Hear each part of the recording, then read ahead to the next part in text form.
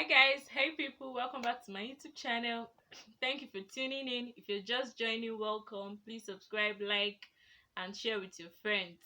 So today I'll be talking about youth, children, and all of those stuffs because we are in the season of celebrating Children's Day and all of that. So today I'll be talking on children, how we children sometimes see our parents. I feel like I should just title this video letter to the parents. I don't know, but I'll figure out by the end of the video.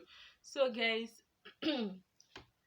majority of youth will agree with me that there are things that we always hide from our parents, like literally. And sometimes it's not our fault.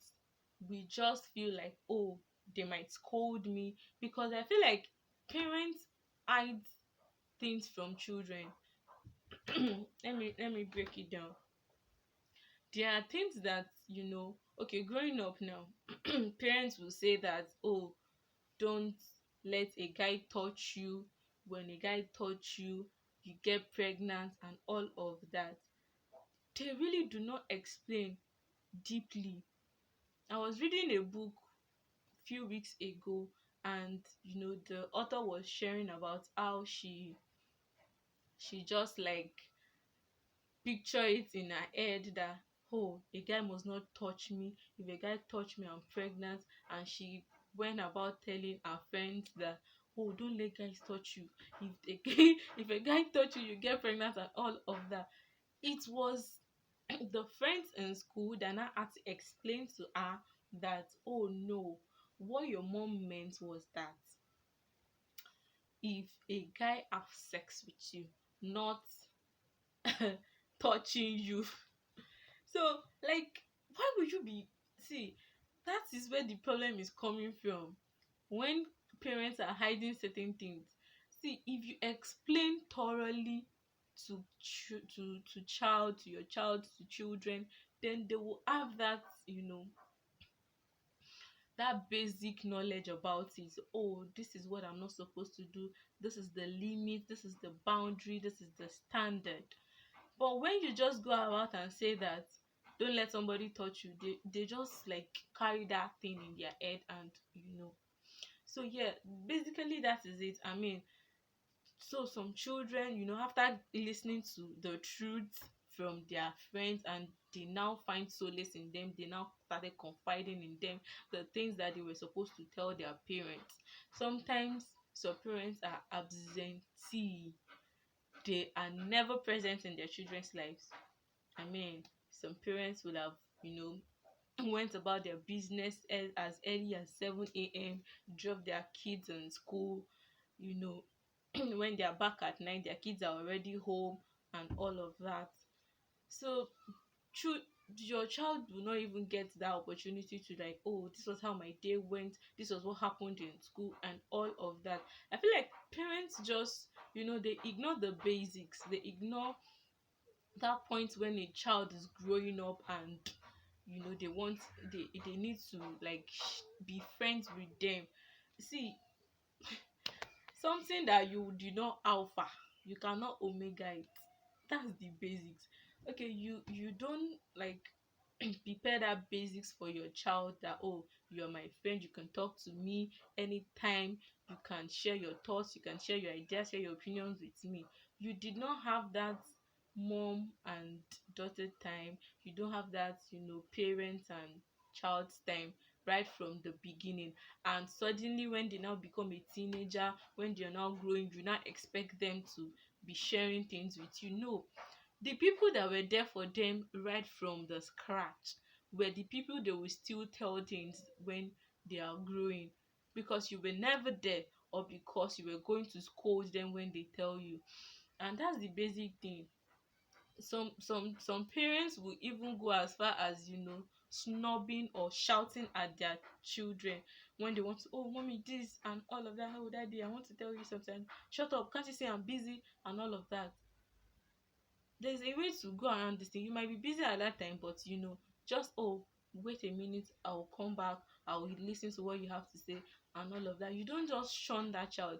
Next time he or she will not want to tell you things. Basically, see, I'm talking from the child's perspective here, and trust me, a lot of youths will agree with me on this note, because we always have one sensitive thing, one, like, something that is eating us up that we just want to pour out, and most of the time we don't pour it out. That's the truth. Most of the time we don't pour it out. Okay, I've spent 5 minutes already. Okay, guys, I want to share one fear I had while I was growing up with you. While I was seeking for admission, I had this fear in my mind because, listening to news and all of that, on even social media, you hear a lecturer did this to his students and all of that. So I had that fear in me that, oh, as a female child going out there to another world, because tertiary institution is another word on its own. So I had that fear in me. Oh, how am I going to cope? So I went to school with that fear. I went to school telling myself that you were not going to, mingle much with people. I went to school telling myself that you were not going to see any lecturer. You just go to school, let them lecture you, pack your books, go back home, and nothing more, nothing less. Guys, it got to a point that if my lecturer is passing left, I will pass right. Even if that right is not the way to my hostel, I can merry-go-round. It was that bad. So, but at the time, I met some friends that, helped me, and because there was a day that a lecturer now said we should come to his office to submit assignments individually, because he was going to ask us questions and all of that. I was scared, guys, but nothing happened. I just submitted and left, and that was it. So when I I was almost through with my schooling, I'm like, oh, Bisi Oshe baddest. I'm not baddest, so I'm like, oh, okay, this is okay. You've tried, you have, you just mind your business, go to school. I mean, it was like, sometimes I don't even answer questions in class, even if I know it. I'm like, oh, they should not come and know me.